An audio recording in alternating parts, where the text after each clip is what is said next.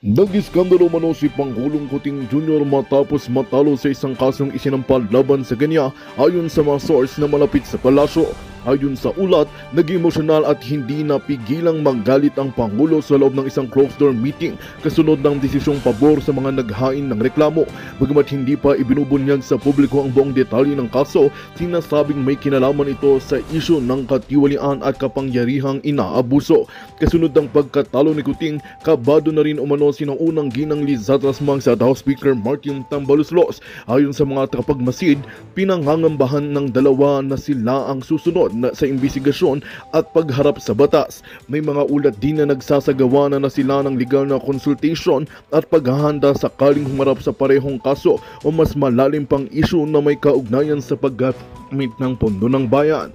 Samantala, wala pang inilalabas ng opisyal na pahayag mula sa Malacanang, kampo ni Lizata Nasmangs o tanggapan ni Speaker Tamba. Habang patuloy na hinihintay ng taong bayan ng opisyal na kumpirmasyon at detalye, umaasa ang marami na magpapatuloy ang proseso ng hustisya, pantay at walang kinikilingan. Patuloy po kaming magbabantay sa bawat kaganapan at ihatid sa inyo ang pinakahuling impormasyon dito lamang sa aming himpilan. At yan nga ang balitang ating pakakatutukan. Ngunit bago ang lahat, siguraduhin mag-subscribe at ihit ang notification bell para sa patuloy na pagtutok sa mga silap ng bagong balita dito lamang sa tunay na boses ng masa.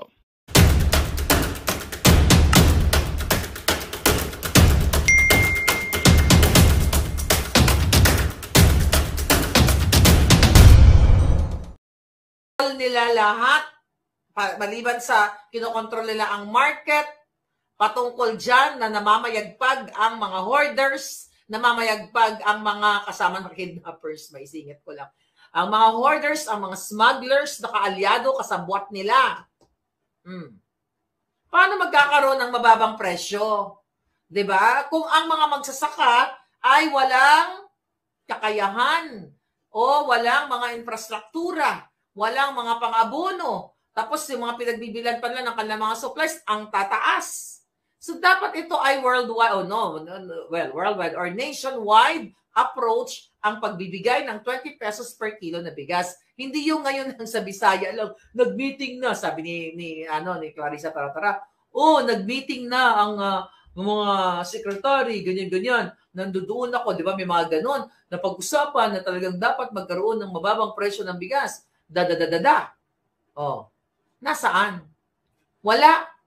Imbis na empower nila o bigyan nila ng ng support itong mga magsasaka, anong ginagawa ng mga jutang ginimis ito? Broken promises, sabi ni Telma. Hindi mo na dapat ito pinagpapaniwala itong mga yawa na ito. Sabi ni Clarissa Taratara, ginaya ni Inday, ang eleksyon ngayon. Napag-usapan na po namin yan, naitanong na nga po namin yan, na dapat po ay pag-aaralan namin. Ganyan. Walang substance, walang laman ang mga pinagsasabi ng representante ng Malacanang. Sabi ko nga, may saltik ba ito? Bakit? Dahil sinabi ni Inday Sara na 20 pesos kilo ng bigas, ay hindi pang campaign, budol lang yan. Ano sabi? Ito, basahin natin. Hanapin ko. Alright. Ano sabi ni Clarissa Taratara? Yung sagot niya patungkol dito sa statement ni Inday Sara, patungkol nga sa 20 pesos na kilo ng bigas. Ang sabi niya, crab mentality daw. Ang sabi ng hangag, sabi ng Shongabels na parang may saltik ang gaga. Sana po sa mga leader, ang tunay na leader at ang tunay na Pilipino ay dapat sumusuporta sa kapwa Pilipino, lalong-lalo na sa pinuno ng bansa. Really? Kaya pala ang leader mo, ang amo mo si Bangag Jr., ang ginawa ay nanggigipit sa mga vloggers, nanggigipit sa mga kritiko, nangidnap ng 2 bata sa Turkey, pinakidnap ng Pangulong Duterte, inanay sa Banyaga. Yan ba ang leader na may tunay na pagmamahal sa Pilipino? Yan ba ang leader mo, Clarissa Taratara? Suporta sa kapwa Pilipino? Look at what happened now sa airport. Ano nangyayari dyan sa airport? Yung mga passport pinupunit. O may mga napupunit na passport.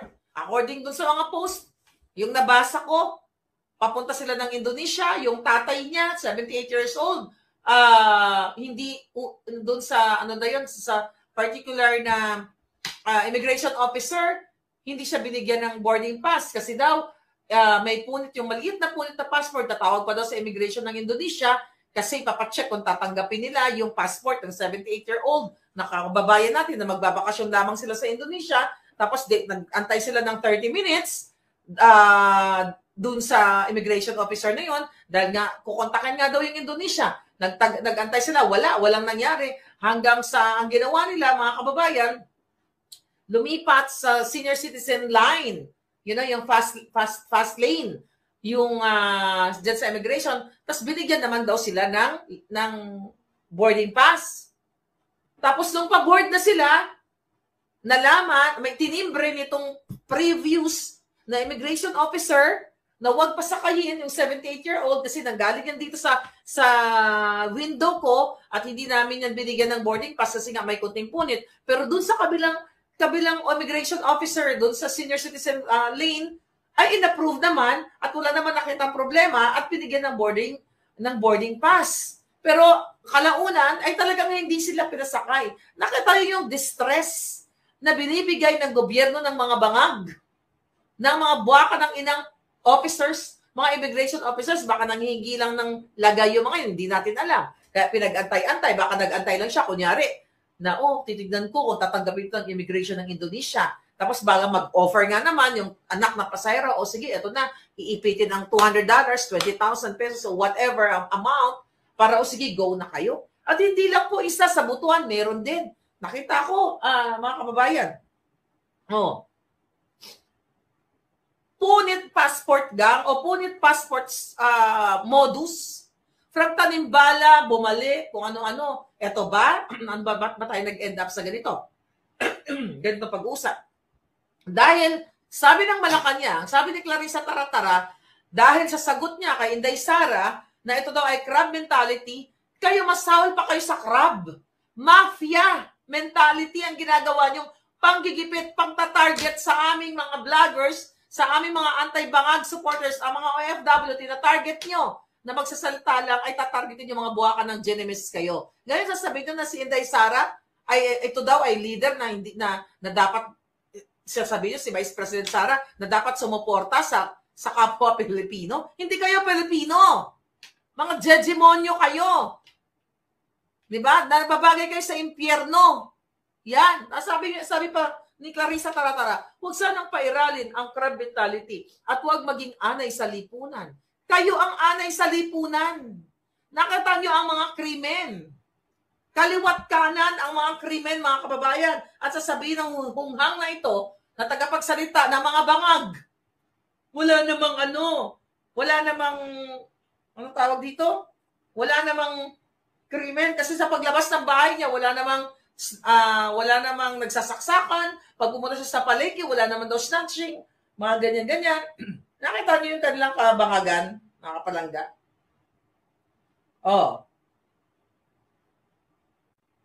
Diba? Nakita niyo yung kanilang mga kabangagan? Crab mentality. Sabi ko, masahol pa ang gobyernong ito sa crab mentality. Mafia mentality. Pag ikaw ay kritiko, it's either gugurgurin ka, kakasuhan ka, tatakutin ka. Yan, mahigit pa sa crab mentality ang ginagawa ninyo dahil araw-araw pinahirapan nyo ang buhay ng mga Pilipino. Ano sasabihin nyo? Magkaisa tayo para matupad ng Pangulo at ng pamahalaan ng mga aspirasyon para sa taong bayan. Julul!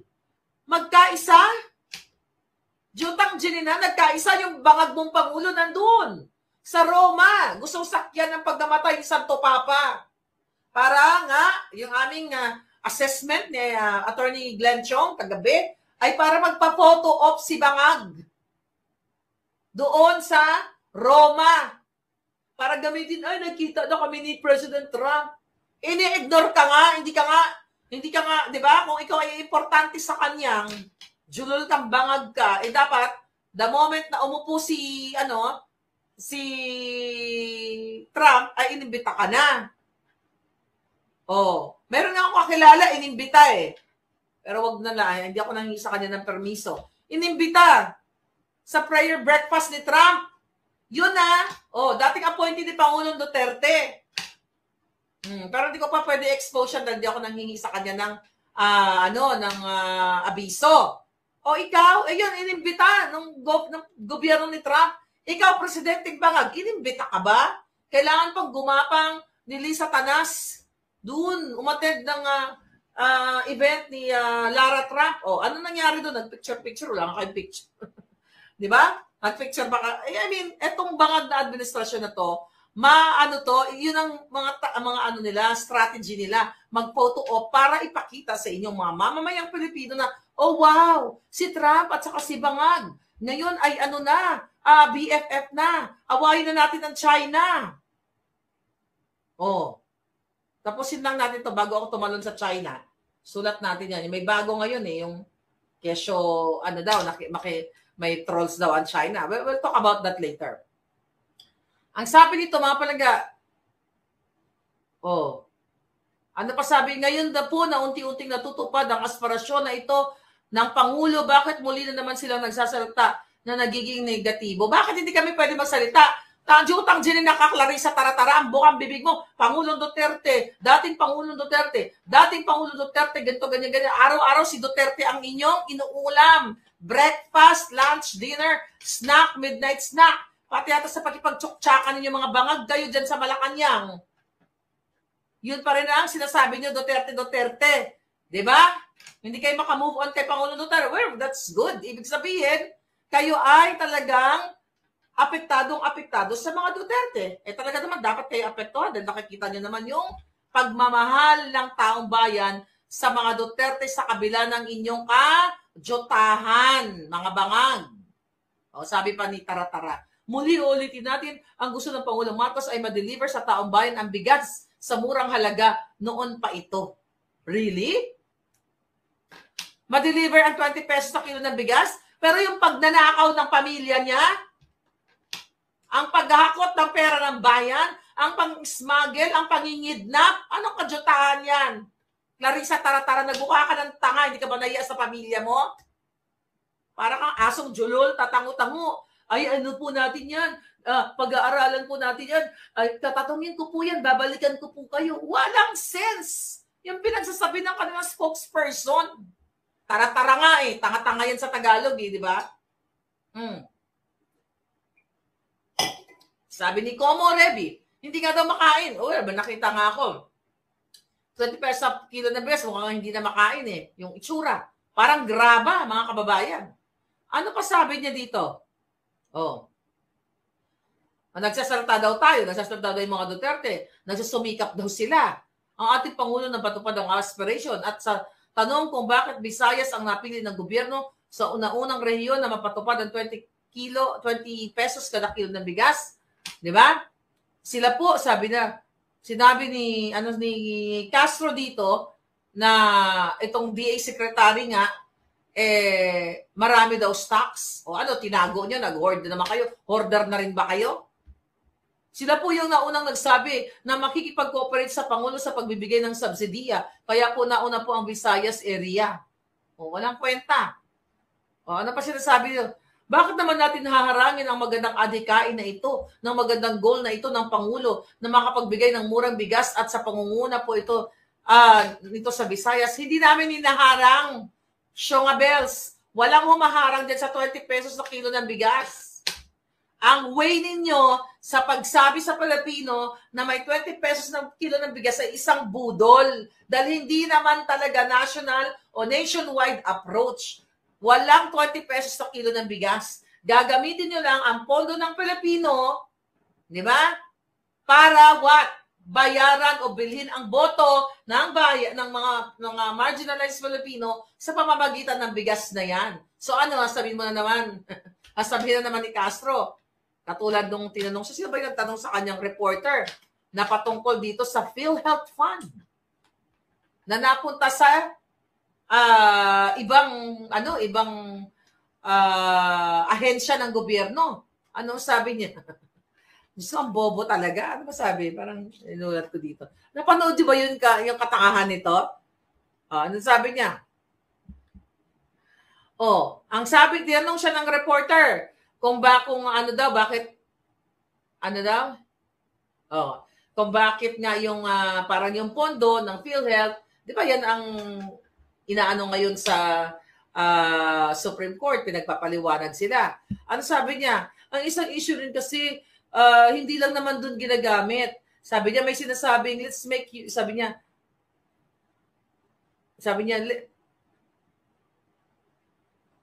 to, may sinasabing, let's make use of these funds and put it in other government projects. Ayan lang ang sabi niya, ang sinasabi ng mga kritiko daw natin. Sabi niya, ilagay lang sa PhilHealth. Ibuhos lang ulit doon. Sabi niya, bakit kailangan ilagay sa iba? Yung budget ng PhilHealth to kasi bawat ahensya ng gobyerno ay may budget. Kininakaw nila, nilipat nila sa iba, di ba? O, magkano ang nabulsan nito? Tapos sabi niya, bakit daw kailangan ilagay pa sa iba? Sabi niya, pero kung lahat yan connected sa health, let's say nanood, sabi niya, nandoon ang pasyente. Hindi makatulay, walang tulay, parang ganon. Ang ibig din sabihin dito, natawa nga ako nilipat, doon sa infrastructure project, na wala namang project, na ipinondo, yung pera ng PhilHealth, na 60, let's say, na 90 billion, okay? Let's say 90 billion. O, sabi na natin, example lang, 100 billion. Yung pera sa PhilHealth, inilagay doon, inilipat nila, doon sa mga infra projects para mapagnakaw nila. Ang reasoning ni Castro Taratara ay konektado pa rin sa health. Kasi nandito yung pasyente, tapos ito yung tulay na ginawa nila, ito yung pasyente, kunyari. Ito daw yung tulay na ginawa ng gobyernong Pampangag, 'di ba? So dadaan, okay? Dadaan, ewan ko sinasabi niya, dadaan ang pasyente diyan o dadaan sila para ma-reach yung pasyente. So still the bridge is connected dun sa health ng tao. Oh my God, Diyos ko po, Panginoong Diyos, lipulin nyo na sila. Anong kabobohan, anong kadyatahan yan? So health, still the money of PhilHealth ay konektado pa rin doon sa tulay. So, ibig mo bang sabihin, di ba? Ang pondo ng DOH, okay? Ang pondo ng DOH, kunyari ay ninakaw ninyo, okay? At inilipat, it's the same concept. Inilipat din sa mga infra project na yan dahil kikita yung mga contractor.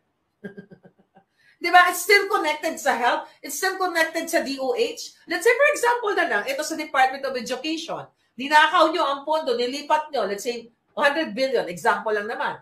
Kinuha ni Bangag at ni Satanas at inilipat doon sa mga infra projects nila tapos inilagay sa tulay. Ay, hindi, wag na kayo mag-angal, mga Pilipino. Kasi ang proyekto, ang pera ng DepEd, ay konektado doon sa tulay na pinagawa. Kasi dadaan naman yung mga estudyante doon Di ba? Dadaan yung mga teacher. Butak! Alam mo, talagang sobrang bobita. Oh my goodness. Ganito ba talaga, Kabangag? Ito ba yung sinasabi ni Marcos Jr. Sa interview? Tinanong ko siya paano po kayo mag-hire ng inyong mga trabahante? Ng inyong mga appointees? Naalala ko, tinanong. Ang sabi niya, tayo'y mag-hire tayo ng mga matatalino at magagaling na mga Pilipino. Ito na ba yung magaling? So, kunin nyo na lahat ng pondo. Kunin nyo na lahat ang pondo sa DepEd. Kunin nyo na lahat ang pondo sa lahat ng ahensya. Department of Agriculture, lahat. DA, lahat ng ahensya. Kunin nyo na lahat at ilagay nyo dun sa tulay. Total, dadaan naman lahat dun Dadaan naman lahat sa tulay. Hindi connected pa rin. Putang ina, sabi ko, gusto kong lubion ng yaulot, buksan ko kung anong unod. Basi labno. My God. Diana Kagjangan, thank you so much. Di ba? Anong utak meron yan si Clarissa Taratara? Buksan ko nga yung utak mo, i-dissect ko kung anong laman yan. Na makita namin, baka pareho lang kay Bangag.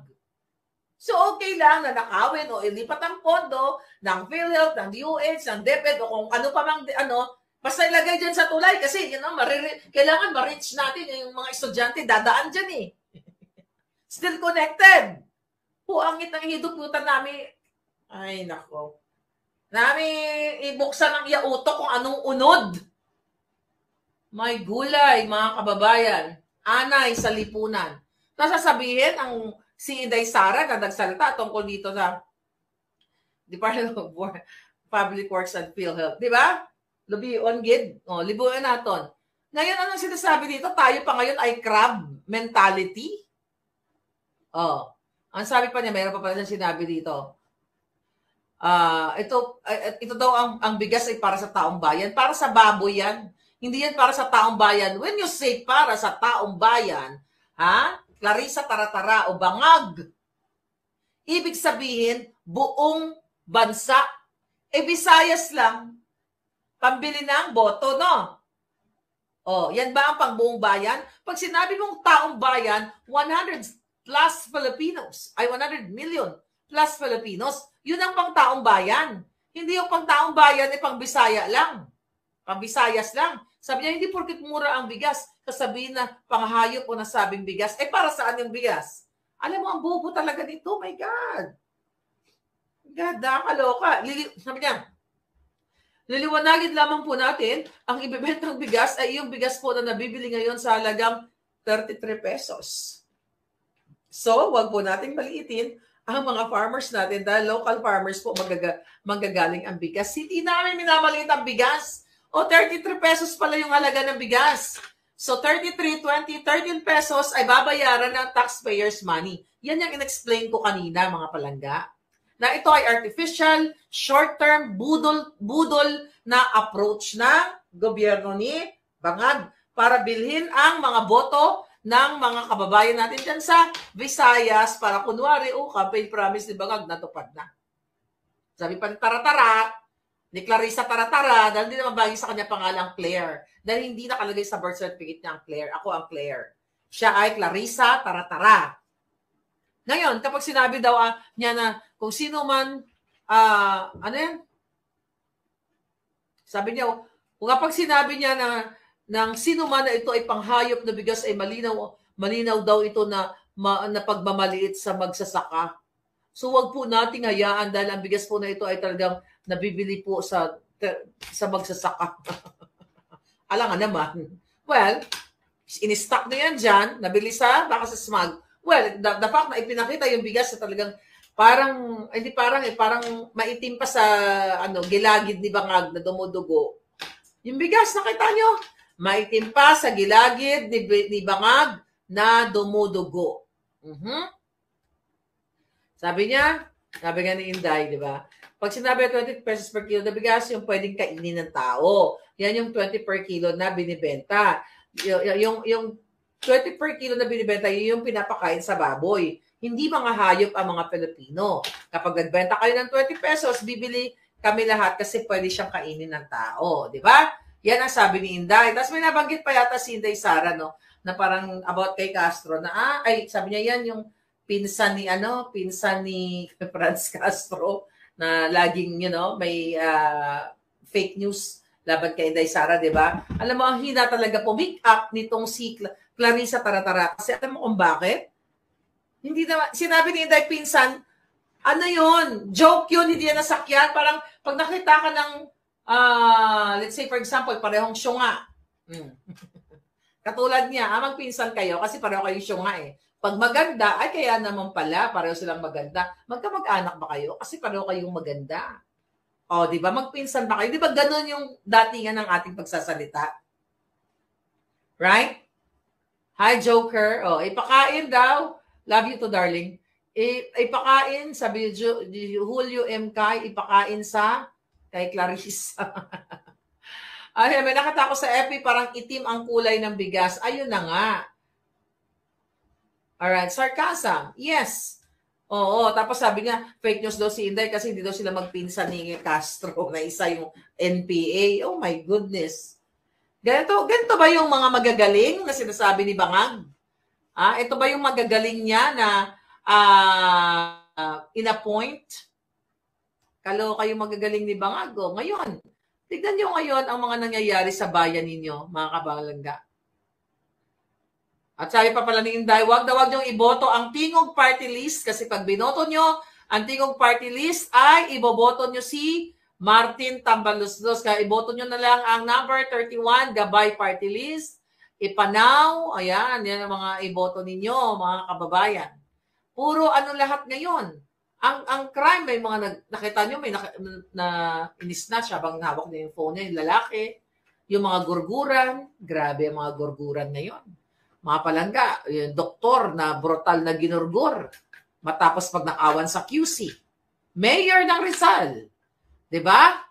Nagurgur o binangbangbang. Ano pa ba ang balita na ano ninyo na pwede ninyong ikasaya? 63 years old na lola. Oh, ginurgur. Ano pa? 3 patay, ayan barilan sa Cordillera. Oh my God. Tapos sabihin ni Clarissa is ano daw? Wala naman daw nakikita siyang nag-snatching o nagsasaksakan pagharap niya ng paglabas niya ng bahay. So kailangan ba pag lumabas siya ng bahay, may makita siya nagsaksakan para masabi at ma-confirm na mayroong crime? 'Di ba? Sa Pilipinas. As recently, ano nangyari?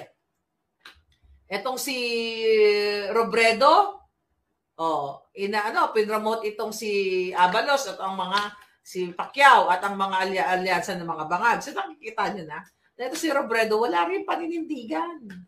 Nakipag-alyansa na sa mga bangag.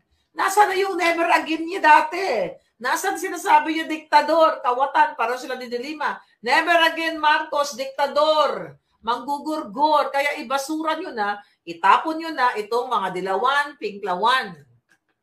Alright? So, wala na talagang pag-asa ang mamamayang Pilipino sa mga bangag na ito dahil sila ay sama-samang nagbabangag.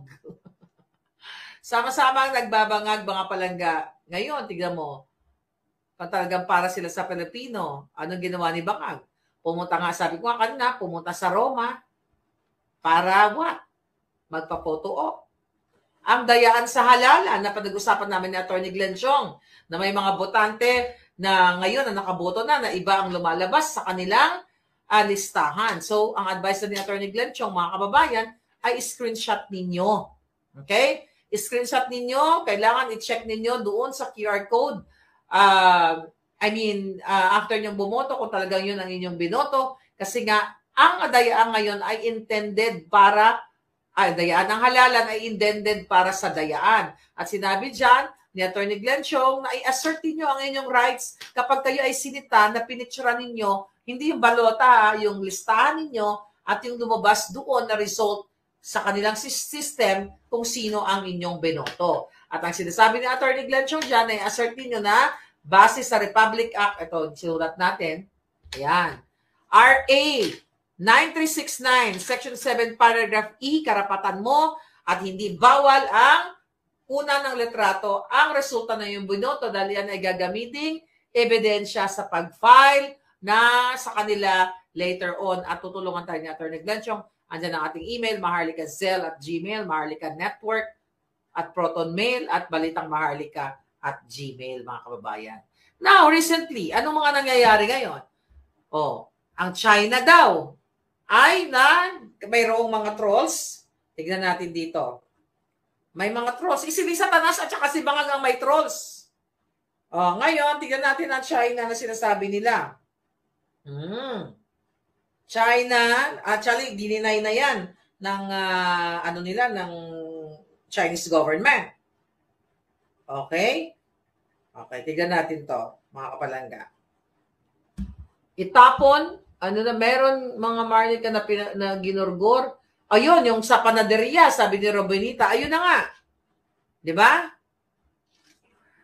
Sabi dito, Senate Majority Leader Francis Tolentino said on Thursday that China, through its embassy in Manila, allegedly paid for a troll farm under contract with a private company to discredit the Philippine government and anti-China Filipino personalities.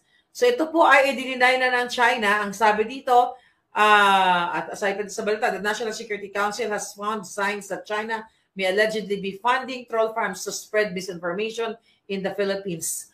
Alam nyo, ang nagsaspread ng information si Lisa Tanas at si Bangag. Pumunta lang kayo sa kanilang Facebook page. Ang dami nilang trolls. Alright? Sabi pa dito, may pinakita si Tolentino, na nagbayad daw. Ito, pay to Infinitus Marketing Solutions. How much is this? 930,000 pesos ang binayad daw dito sa troll farm na ito para makialam sa, mayroon pa sila sinasabi na makialam sa election. Total, gusto naman girahin ni Bangag ang China. Diba? Gusto nilang ganon? Bakit hindi nyo paputulin? Patanggalin nyo na yung embahada sa China. Pauwiin nyo na yung mga Chinese sa kanilang mga lugar. Kahit yung mga Chinese Filipino. Diba? Galit kayo sa China. Putulin nyo na yung trade natin ng Pilipinas sa China. Huwag na kayo Magandang balita ang hatid namin sa inyo ngayong araw. Sa pagtatapos ng aming balitaan, nagbigay kami ng mga mahalagang impormasyon. Maraming salamat sa pagtutok at pagsuporta sa aming programa. Huwag kalimutang manatili sa mga susunod na araw para sa mga bagong balita at mga kwento na dapat nating abangan. Mula sa Boses ng Masa, magandang araw Pilipinas!